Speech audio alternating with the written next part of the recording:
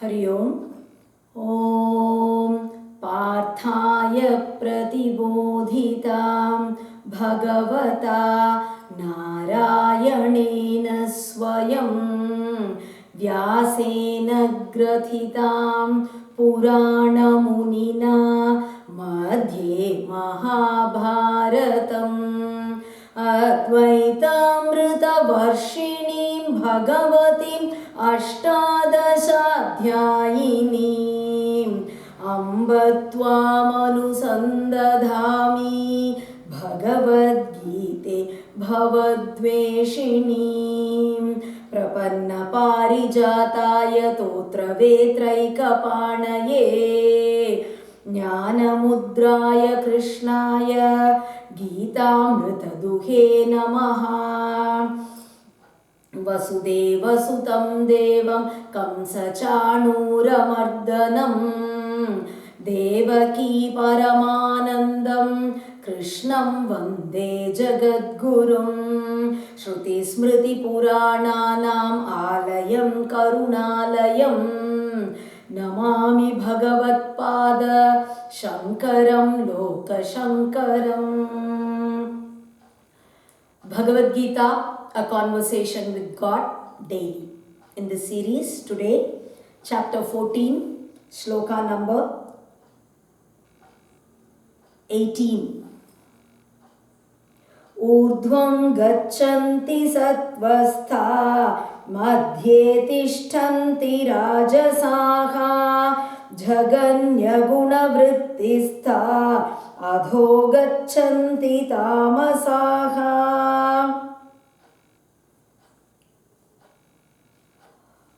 The Sattvaguna, Rajoguna and Tamoguna are being explained, and we saw the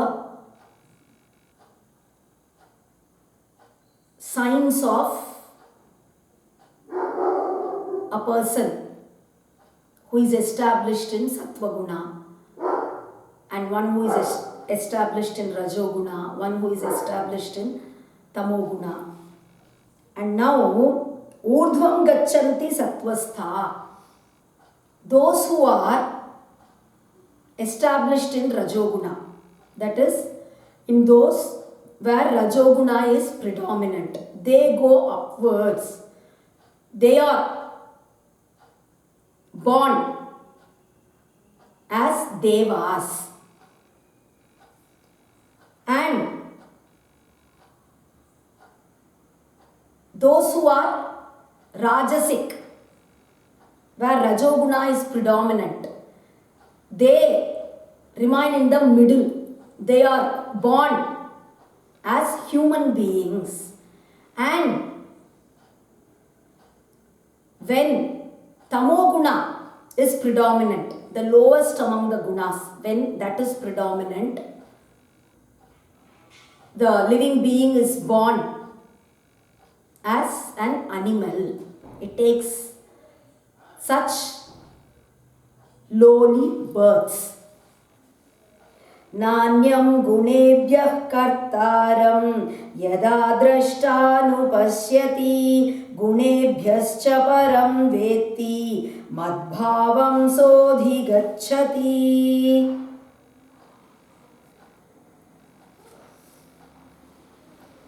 When one sees that the three gunas only do everything. This body, the senses, the sense objects, all the actions that are done by this body, everything is because of the three gunas. Everything happens only because of that. They are the doer. I don't do anything. One who has this attitude, one who sees like this, one who knows that I am different from these three gunas. They belong to Kshetram. They belong to the Prakriti. And I am different from these gunas. I am just the witness. One who knows this, he attains my nature.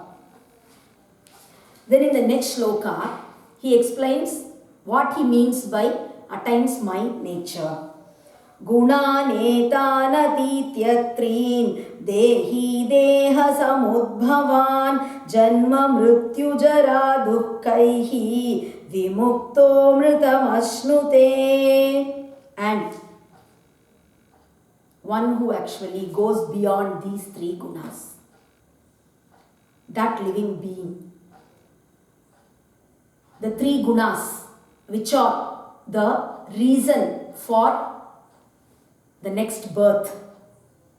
A living being attains a body only because of these three gunas. When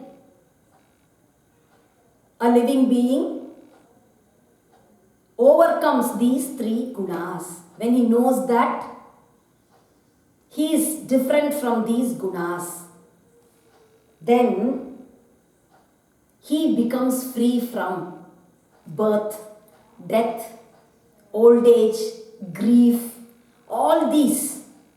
He is freed from these. These are the main sufferings of a man. Old age, death, feeling sad due to so many things. None of these affect the person who actually has gone beyond the three gunas. And he experiences immortality even in this body, even when he remains in this body. Not that after death he is not born again, he becomes immortal. That is there. But even when he is in the body, when he attains this wisdom, thereafter he is totally free from all these.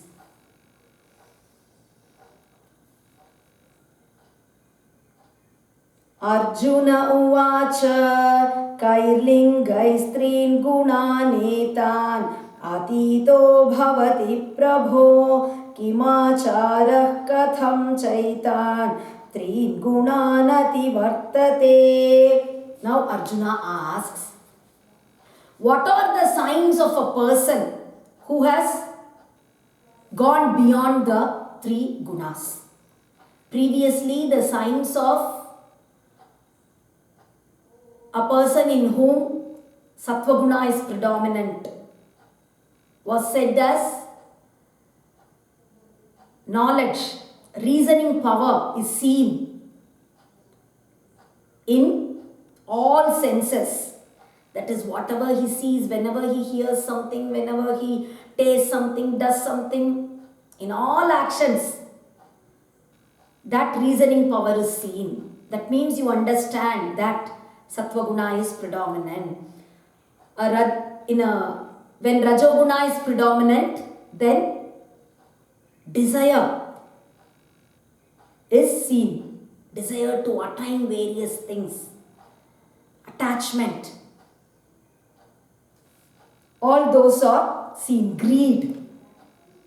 And when Tamoguna predominates,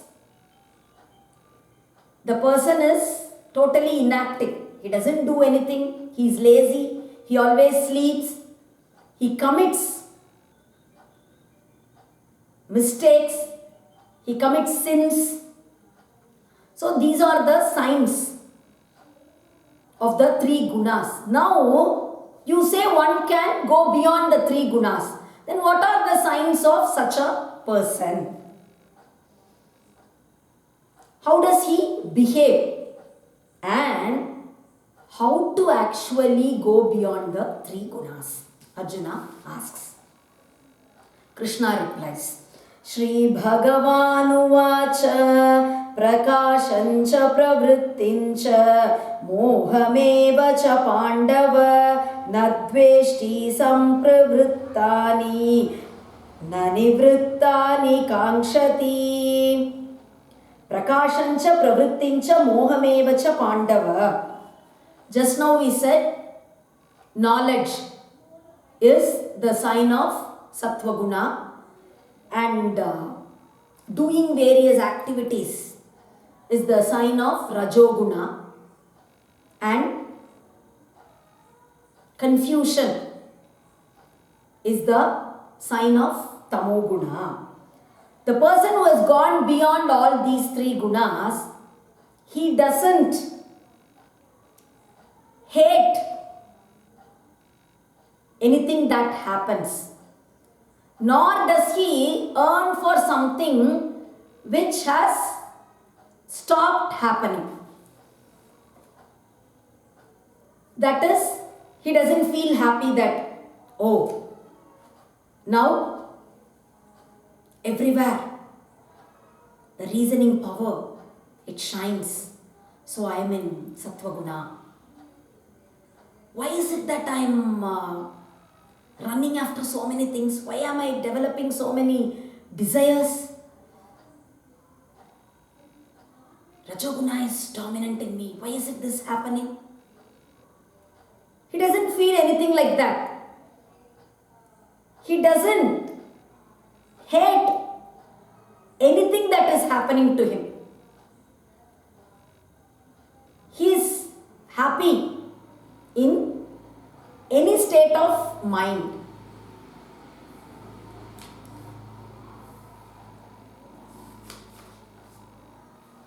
Udasinavadasino गुणैर्यो न विचाल्यते गुणा वर्तन्त इत्येव योऽवतिष्ठति नेङ्गते. And he is totally unbiased.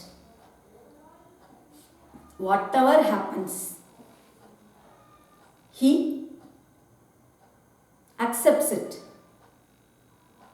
He never wavers because of the gunas. Guna vartanta ityeva. Everything happens in the body due to its nature. The various gunas, they just bring about various modifications, many feelings, actions, all those, they happen. It is the nature of the gunas, of the body.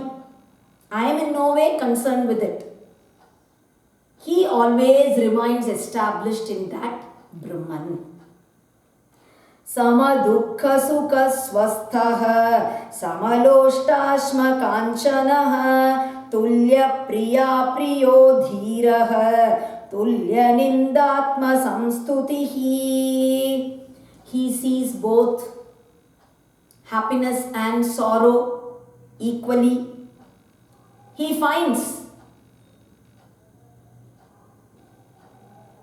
normal sand, just soil and gold, both as same.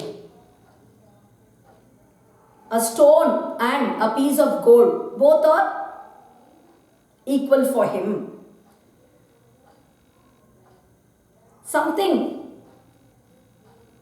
Someone is very dear to him. Someone is not dear to him. Something which he likes happen. Something which he doesn't like happens. But under all circumstances, he is the same. Something he likes happens. That doesn't mean he likes that. From others' point of view, they feel, oh, such a thing has happened. He's not bothered. Oh, this is very good. This has happened in his life. Again, he is not bothered. He is so courageous. Dhiraha. He looks upon appreciation and criticism equally. Mana pamanayostulyah तुल्यो मित्रारिपक्षयोः सर्वारम्भपरित्यागी गुणातीतः स उच्यते. He reminds the same when someone honors him and when someone humiliates him also. He behaves in a similar manner towards his enemies and also towards his friends. He doesn't put in any effort to do anything. He totally gives up all actions. He doesn't begin anything. He doesn't want to do anything at all. Whether it be regarding the material life or whether it be for the other life, regarding liberation. He doesn't do anything. Such a person is one who has gone beyond the 3 gunas. Already we have seen all this. Looking upon everything equally, criticism and praise, enemies and friends, and it is repeated again. Each yoga takes you towards that ultimate liberation, and what that liberation is the same, that goal is the same, the paths may be different. ब्रह्मणो हि प्रतिष्ठाहम् अमृतस्याव्ययस्य च शाश्वतस्य च धर्मस्य सुखस्यैकान्तिकस्य च. Sorry, one shloka before that. माञ्चयो व्यभिचारेण भक्तियोगेन सेवते सगुणान् समतीत्यैतान् ब्रह्मभूयाय कल्पते. The signs of a person who has gone beyond the 3 gunas was described. Arjuna asked one more question, how to attain that state? Krishna says, Manchayo avyabhicharena bhakti yogena sevate. One who is devoted to me totally, without concentrating on anything else. He is not interested in anything else. There is nothing else in his life. He is totally devoted to me. Such a person can go beyond the 3 gunas and he is fit for liberation. So, Krishna here says, total devotion to him can get a person liberated. ब्रह्मणो हि प्रतिष्ठाहम् अमृतस्याव्ययस्य च शाश्वतस्य च धर्मस्य सुखस्यैकान्तिकस्य च. Now he concludes, ब्रह्मणो हि प्रतिष्ठाहम् अमृतस्य अव्ययस्य च, and I am the base for that Brahman, which is without any destruction. It never dies. It never undergoes any change. It is always there. It is eternal. That happiness, it is happiness. What type of happiness? The happiness that exists always, everywhere. Because we look upon so many things as happiness. So many things make us happy, but this is different. All those things later on give you grief. They are all temporary. They remain for a few days, then you lose it. But this happiness, it remains always, everywhere, at all times. that Brahman, I am the base for it. That is, what he means to say is, by being devoted to me, you can become that Brahman. You can be liberated. With that ends the 14th chapter of the Bhagavad Gita. We'll begin the 15th chapter tomorrow. Hari Om.